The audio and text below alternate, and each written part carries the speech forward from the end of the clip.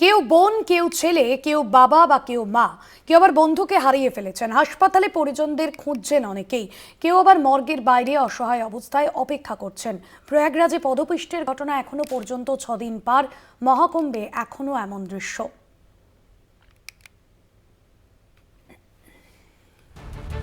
পুণ্যের খোঁজে মহাকুম্ভে পুণ্য স্নান, আর সেই স্নানের আগে অঘটন। কোটি কোটি মানুষের ভিড়, সামনে যাওয়ার পথ বন্ধ, পিছন থেকে ক্রমাগত মানুষের চাপ, শুরু হয় ধাক্কাধাক্কি, হুড়োহুড়ি। এগোতে না পেরে ব্যারিকেড ভেঙে একে একে মাটিতে পড়ে যান অনেকে, আর সেই ভিড়ের নিচে চাপা পড়ে যান বহু পুণ্যার্থী। 22শে জানুয়ারি ত্রিবেণী সঙ্গমে স্নান করতে গিয়ে পদপিষ্টের ঘটনা। পার হয়ে গিয়েছে 6 দিন, এখনো নিখোঁজ অনেকে। মহাকুম্ভে পদপিষ্টের ঘটনায় 6 দিন পার, এখনো খোঁজ নেই অনেকের। থানায় মর্গে প্রতিদিনই ছবি নিয়ে ছুটছেন পরিচিতেরা।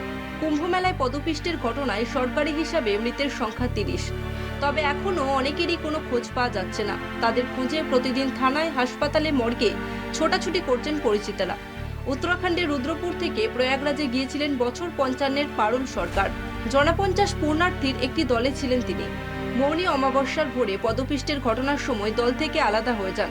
তারপর থেকে কোনো খোঁজ পাওয়া যাচ্ছে না পারুলের। প্রৌঢ়ার সঙ্গেই এসেছিলেন তার আত্মীয় লক্ষ্মী বৈরাগী। তিনি প্রতিদিন হাসপাতালে, থানায় খোঁজ নিচ্ছেন, এমনকি মর্গে মর্গে ঘুরছেন পারুলের খোঁজে। উত্তরপ্রদেশ সরকারের ভূমিকা নিয়েও প্রশ্ন তুলেছেন পারুলের ওই আত্মীয়। মৌনী অমাবস্যার দুর্ঘটনার পর থেকে অনেকেই তাদের পরিচিতদের খোঁজ পাচ্ছেন না। জুনা আখড়ার 62 বছরের বৃদ্ধ সন্ন্যাসী রাজকুমার গিরিও খুঁজে চলেছেন পরিচিত এক সন্ন্যাসীকে। তিনিও পরিচিত সন্ন্যাসীর ছবি নিয়ে ঘুরছেন হাসপাতালে হাসপাতালে। নিখোঁজদের খুঁজতে কোনো পদক্ষেপই নেয়নি যোগী সরকার। বাংলা থেকেও নিখোঁজ অনেকে।